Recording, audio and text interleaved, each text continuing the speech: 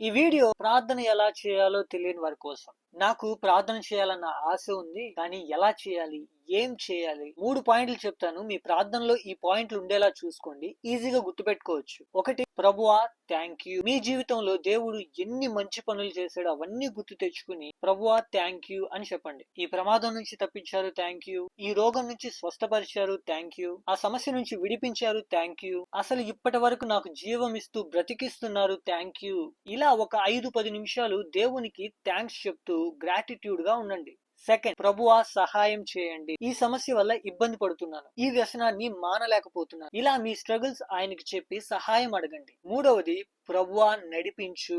నా ముందు నేను ఈ పని చేయాల్సింది, ఎలా చేయాలో నడిపించు. లేకపోతే ఏం చేయాలో నాకు అర్థం కావట్లేదు, కన్ఫ్యూజన్ లో ఉన్నాను, మీ జ్ఞానాన్ని నాకు ఇవ్వండి. ప్రభువా మీకు అన్ని తెలుసు, సరైన మార్గంలో నన్ను నడిపించండి అని ప్రార్థన చేయండి. అంతే. మీ ప్రార్థనలో ఈ 3 పాయింట్లు ఉండేలా చూసుకోండి. పెద్ద పెద్ద మాటలు అవసరం లేదు.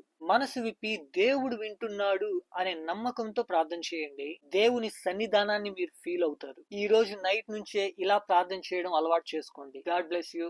ఆమెన్.